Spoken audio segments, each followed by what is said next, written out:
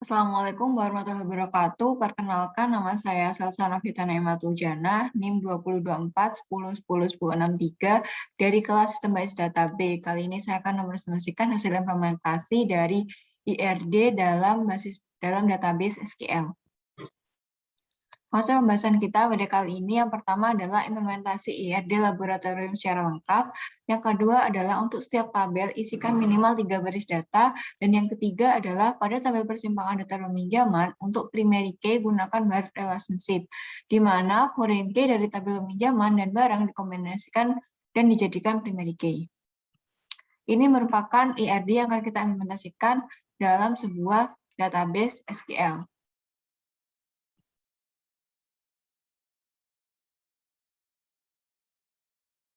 Yang pertama, kita akan membuat tabel jenis barang dengan menggunakan fungsi create table jenis barang. Atributnya yaitu ID jenis barang, tipe datanya small serial, primary key. Nama jenisnya tipe data varchar not null atau optionality-nya itu wajib diisi. Kemudian keterangan tipe datanya text dengan optionality-nya itu tidak wajib diisi. Kemudian ada fungsi select from jenis barang order by ID jenis barang. Select ini digunakan untuk menampilkan dari tabel jenis barang. Nah, bintang ini menandakan all atau keseluruhan. Jadi, dan order by ini digunakan untuk menampilkan dari urutan yang terkecil. Jadi, tampilkan seluruh tabel dari tabel jenis barang dari urutan terkecil berdasarkan kolom ID jenis barang. Kita akan coba tampilkan. Nah, ini merupakan isi dari tabel jenis barang. Kemudian ada fungsi insert. Insert into jenis barang, yaitu nama jenis dan keterangan, value, kabel untuk transmisi data. Nah, insert into ini digunakan untuk menambahkan data dalam tabel jenis barang. Nah, yang akan kita tambahkan itu kolomnya, yaitu nama jenis dan keterangan. Nah, value-nya itu diisi dengan kabel untuk transmisi data. Seperti di sini, nama jenisnya itu kabel, keterangannya itu untuk transmisi data. Kemudian ada fungsi update. Update jenis barang di sini digunakan untuk mengubah dari kolom yang akan kita update. Nah, di sini kita akan mengubah tabel mengupdate jenis barang dengan kolom yang akan kita update, yaitu nama jenis, kolom nama jenis yang value-nya itu komputer, di mana ID jenis barang itu sama dengan 1. Jadi yang akan kita update di sini adalah kolom nama jenis dengan ID jenis barangnya sama dengan 1. Jadi jika ID jenis barangnya tidak sama dengan 1, maka tidak akan terupdate. Kita akan coba update. Berhasil diupdate. Kemudian kita coba tampilkan kembali apakah sudah berhasil diupdate. Nah, tabel ID jenis barang sama dengan 1 sudah berhasil diupdate menjadi komputer dengan menggunakan K. Kemudian ada fungsi delete. Fungsi delete ini digunakan untuk menghapus. Delete from jenis barang, delete dari tabel jenis barang, di mana ID jenis barang itu sama dengan 4. Nah, di sini kan tidak ada ID jenis barang sama dengan 4. Maka nanti akan terjadi error. Jadi kita ganti dulu ID jenis barang sama dengan 7 yang akan kita hapus.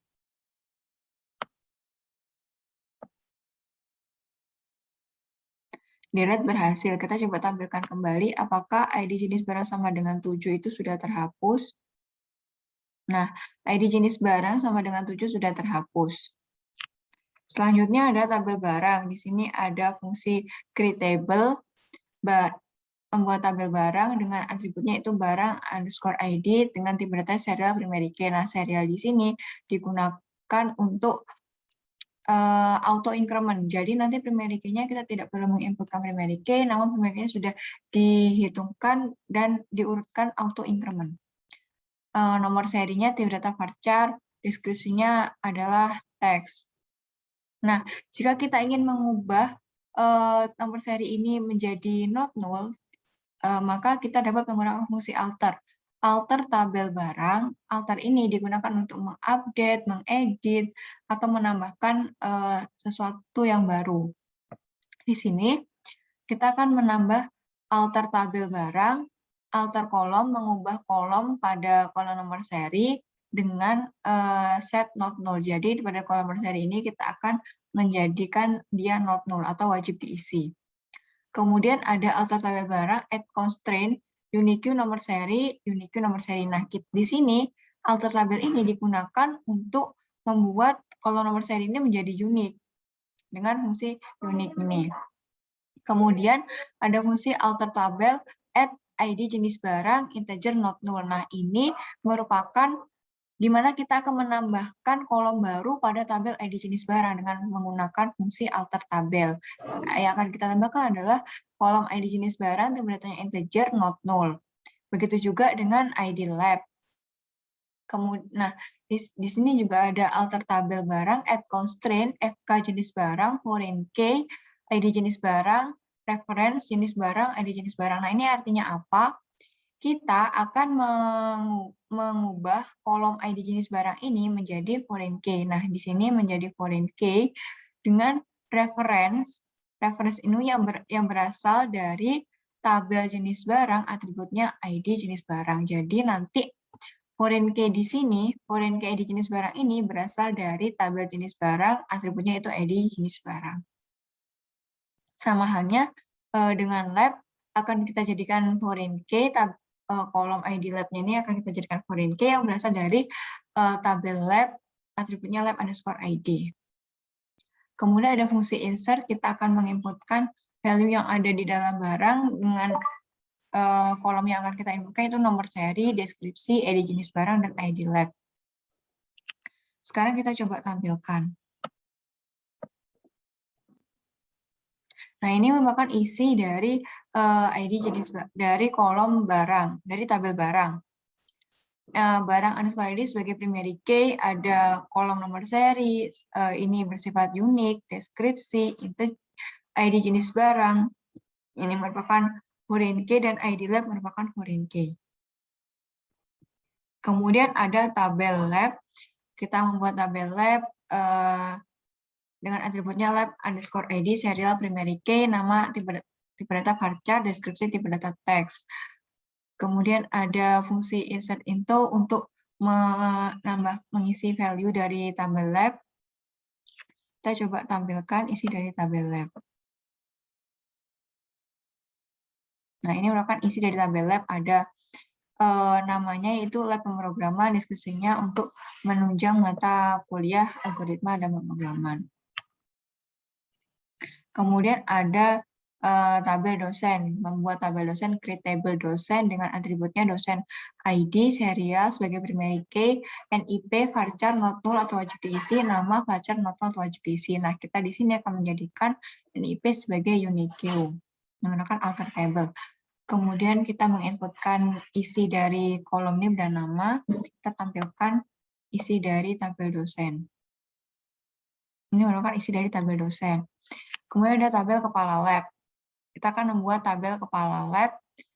Nah, di tabel kepala lab ini terdapat dua primary key, yakni lab underscore ID dan dosen underscore ID, di mana primary key lab underscore ID ini bertipe data integer, not null atau wajib diisi, yang berasal dari kolom tabel lab. Nah, dosen underscore ID ini tipe data integer dan berasal dari tabel dosen. Tanggal mulainya yaitu tipe data date not null, tanggal selesainya tipe data date. Statusnya yaitu char not null. Kita akan coba tampilkan. Nah, ini merupakan tabel isi dari tabel kepala lab, di mana lab underscore ID dan dosen underscore ID itu sebagai primary key.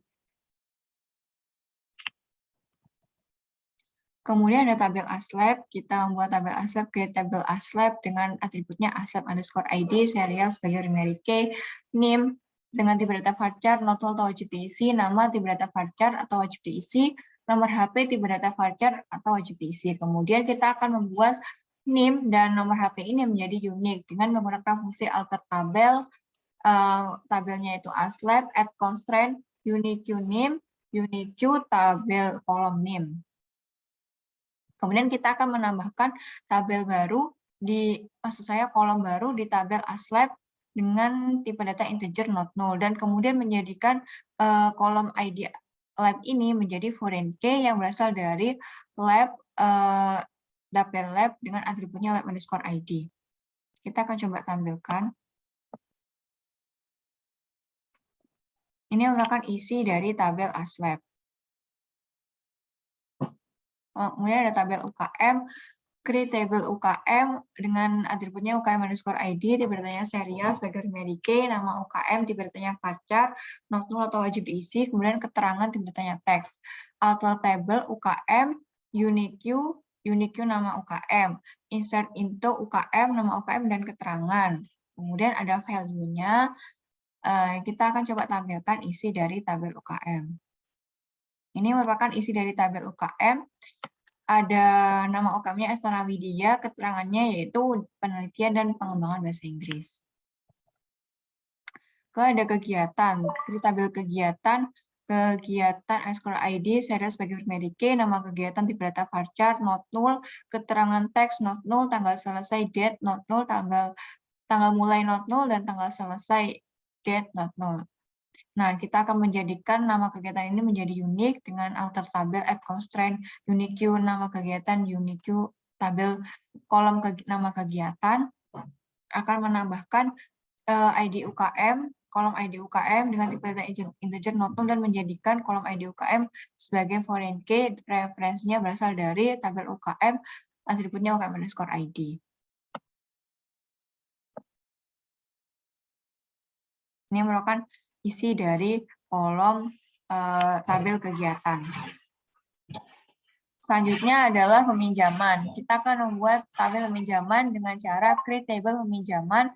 Atributnya itu peminjaman_ID, tipe datanya serial sebagai pribadi K, tanggal pengajuan date not null, tanggal persetujuan date, tanggal keluar barang date. Tipe datanya date. Alter table peminjaman menambahkan ID ASLAB ke kolom ID ASLAB dan kolom ID kegiatan dengan tipe data integer.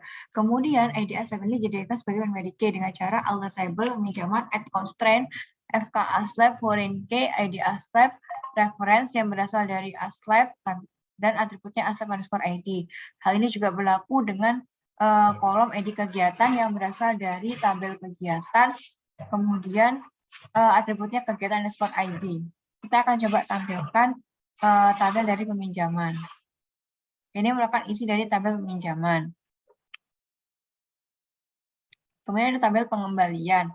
Create tabel pengembalian dengan atributnya pengembalian_ID, tipe datanya serial sebagai pribadi K, tanggal pengembalian date not null, kemudian ada alter table pengembalian add ID ASLAB integer not null, alter table pengembalian add constraint FK ASLAB foreign K, ID ASLAB referensinya ASLAB_ID. Ini insert into untuk mengisikan value-nya di tabel pengembalian. Kita akan coba tampilkan tabel pengembalian. Seperti ini. Kemudian ada item peminjaman. Create tabel item peminjaman. Di sini primary key-nya ada dua, yakni nomor seri dan peminjaman_ID. Di mana nomor seri ini tipe datanya varchar yang berasal dari tabel barang dengan atributnya nomor seri, peminjaman_ID tipe datanya integer yang berasal dari tabel peminjaman. Kemudian juga ada atribut kondisi barang saat keluar tipe data teks, not null, kondisi barang saat kembali tipe data teks, akan menambahkan ID barang tipe data integer not null dan ID pengembalian tipe data integer not null. Constraint ID barang foreign key, ID barang reference barang ID, constraint ID pengembalian foreign key, ID pengembalian reference pengembalian ID. Kita akan coba tampilkan isi dari item peminjaman. Nah, ini nomor seri sebagai pribadi K dan peminjaman juga sebagai pribadi K. Kemudian di sini ada ID barang sebagai foreign key dan ID pengembalian sebagai foreign key. Sekian presentasi dari saya, kurang lebihnya mohon maaf. Wassalamualaikum warahmatullahi wabarakatuh.